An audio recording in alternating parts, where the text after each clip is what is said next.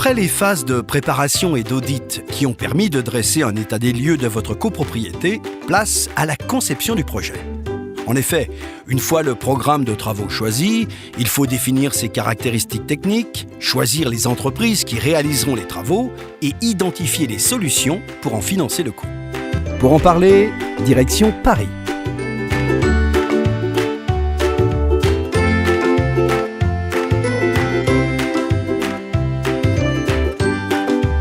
Rénovation de la chaufferie, installation solaire, isolation, changement des fenêtres, création de balcons. Pour concevoir ce programme ambitieux de rénovation globale et de valorisation de leur patrimoine, les copropriétaires ont choisi de faire appel à un groupement de maîtrise d'œuvre. Alors les motivations de la copropriété ont été de 3 ordres. Notre chaudière qui est actuellement au fioul et qui arrive en fin de vie, dans la mesure où elle va dépasser les 25 ans. Les copropriétaires du dernier étage qui se plaignaient en été et en hiver de grosses variations de température. Et ensuite, au niveau de certains pignons, certaines façades, d'autres copropriétaires qui se plaignaient de pathologies, de froid, d'humidité, etc. Et j'avais vu, je dirais, sur des revues liées à la copropriété, des annonces parlant de la rénovation énergétique. Et de là, en discutant avec le conseil syndical, on s'était dit, plutôt que de faire, je dirais, des projets complètement segmentés les uns des autres, du coup sans cohérence et forcément à des tarifs plus chers, autant réfléchir de façon globale à une rénovation complète.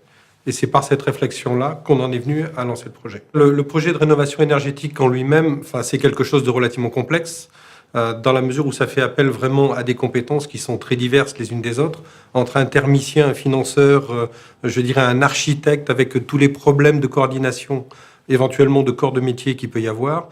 Il est évident que c'est très rare de trouver ces compétences-là dans un conseil syndical, d'où, je dirais, l'intérêt de se tourner vers quelqu'un qui ait les compétences techniques, et d'autre part, pourquoi se tourner vers des gens de maîtrise d'œuvre, c'est que tout simplement le temps et l'énergie que ça demande n'est pas du tout mobilisable au niveau d'un conseil syndical.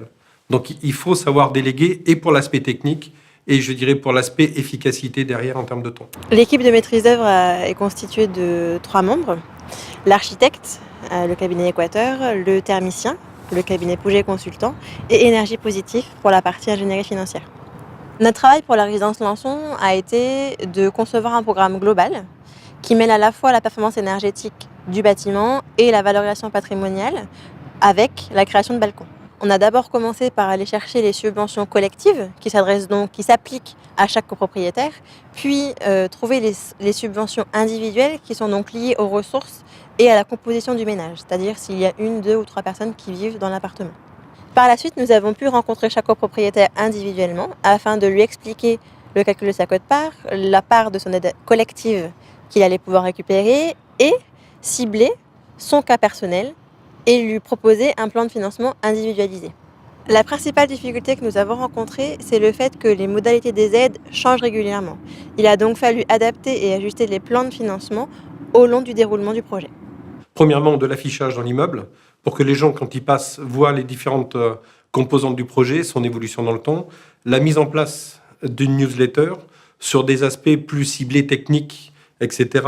Ensuite, la mise en place d'une adresse email sur laquelle les gens pouvaient poser des questions.